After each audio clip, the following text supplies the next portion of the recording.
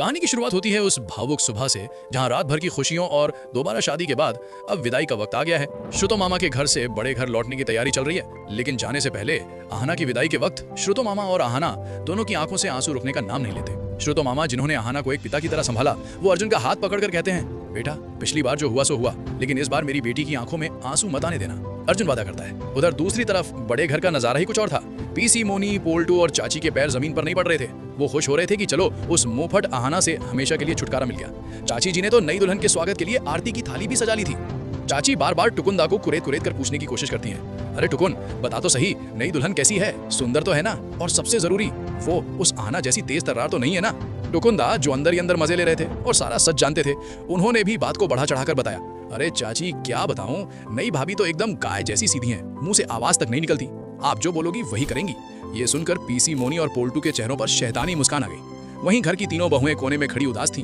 उन्हें यकीन नहीं हो रहा था कि अर्जुन आहनों को इतनी जल्दी भूलकर दूसरी ले आया। उन्हें लग रहा था कि आज से इस घर की रौनक चली जाएगी।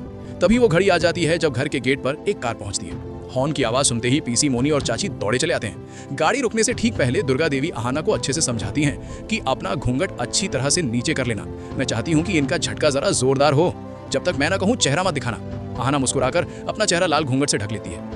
पोल्टू तो इतना खुश था कि वो बार बार कार के अंदर झांकने की कोशिश कर रहा था। चाची जी नई दुल्हन की आरती उतारती हैं। घर की तीनों बहुएं खामोश होकर सिर झुकाकर साइड में खड़ी ये तमाशा देख रही होती हैं। पीसी, मोनी ताना मारते हुए कहती हैं, चलो बला टली, अब देखते हैं नई बहू का चेहरा।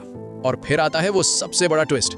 आरती के बाद जैसे ही चाची जी शगुन के तौर पर दुल्हन का घूंघट उठाती हैं, तो उनका हाथ हवा में ही जम जाता है। उनके हाथ कांपने लगते हैं और तुरंत उनके हाथ से आरती की थाली नीचे गिर जाती है। और दोस्तों, अगर आप भी आहना के वापस घर लौटने से खुश हैं, तो कमेंट में आहना इज ग्रेट जरूर लिख दीजिए। घूंघट के नीचे आहना को मुस्कुराते हुए देखकर वहां खड़े सभी लोगों के होश उड़ जाते हैं, जैसे किसी ने पैरों तले जमीन खींच ली हो। एक पल के लिए वहां मौत जैसा सन्नाटा छा जाता है। फिर अचानक माहौल बदलता है। आधे लोग यानी बहुएं खुशी से चीख पड़ती हैं, तो आधे लोग यानी पीसी, मोनी और पोल्टू को सांप सूंघ जाता है। पीसी, मोनी और पोल्टू चिल्लाते हैं, ये क्या मजाक है, ये फिर वापस क्यों आई है, हमने तो दूसरी शादी की बात की थी। दुर्गा देवी बात को संभालते हुए कहती हैं, ये सब बातें बाद में करेंगे, पहले मुझे अपनी बहू का गृह प्रवेश करने दो। इसके बाद वो तीनों बहुओं को नई आरती बनाने को बोलती हैं। बहुओं को समझ नहीं आता कि ये चल क्या रहा है, लेकिन अपनी प्यारी आहना को वापस देखकर वो खुशी से झूम उठती हैं और दौड़कर थाली ले आती हैं। पूरे विधि विधान के साथ आहना का गृह प्रवेश होता है। आहना अपने लाल पैरों के निशान छोड़ते हुए घर में दोबारा प्रवेश करती है, जैसे बता रही हो कि ये घर अब उसका है। गृह प्रवेश होते ही तीनों बहुएं आहना को घेर लेती हैं और उसे गले लगा लेती हैं। लेकिन असली हंगामा तो अब होता है। पोल्टू और पीसी, मोनी का गुस्सा 7वें आसमान पर पहुंच जाता है। उन्होंने अर्जुन को हॉल में घेर लिया।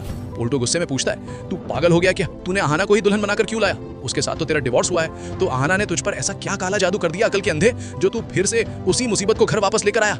पीसी, मोनी का पारा चढ़ जाता है। वो अर्जुन के सामने आहना को जोर से मुंह फट, मनहूस और बुरा भला कहती हैं। वो कहती हैं, ये लड़की इस घर को बर्बाद कर देगी। उनकी आवाज इतनी तेज थी कि साइड में खड़ी आहना के कानों तक वो शब्द पहुंच जाते हैं। आहना, जो बहुओं के साथ खुशी से बातें कर रही थी, एकदम खामोश हो जाती है। उसका चेहरा उतर जाता है। उसे लगता है कि शायद आज भी उसे अपनी बेइज्जती सहनी पड़ेगी। लेकिन दोस्तों, अर्जुन अब वो पुराना शांत अर्जुन नहीं रहा था। वो जोर से चिल्लाकर कहता है, बस बहुत हो गया। अर्जुन की ये दहाड़ पूरे घर में गूंज उठती है और माहौल अचानक शांत हो जाता है। अर्जुन पीसी, मोनी और पोल्टू की आंखों में आंखें डालकर कहता है, पीसी, मोनी और पोल्टू दादा, जबान संभाल कर बात कीजिए, वो कोई मुसीबत नहीं, मेरी पत्नी है और इस घर की बहू है।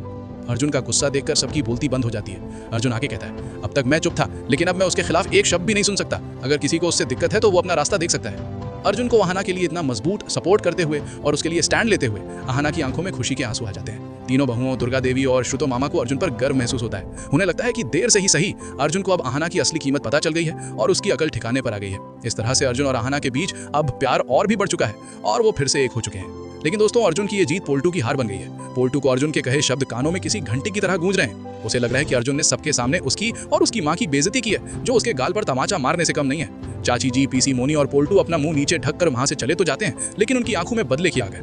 पोल्टू अब मन ही मन अर्जुन और आहना के खिलाफ एक ऐसा खौफनाक प्लान बना रहा है जिससे वो अर्जुन से अपना बदला पूरा कर सके। तो अब पोल्टू क्या करने वाला है, ये जानने के लिए हमारे चैनल टेली प्लेयर को अभी सब्सक्राइब करें और देखते रहें बड़े घर की छोटी बहू।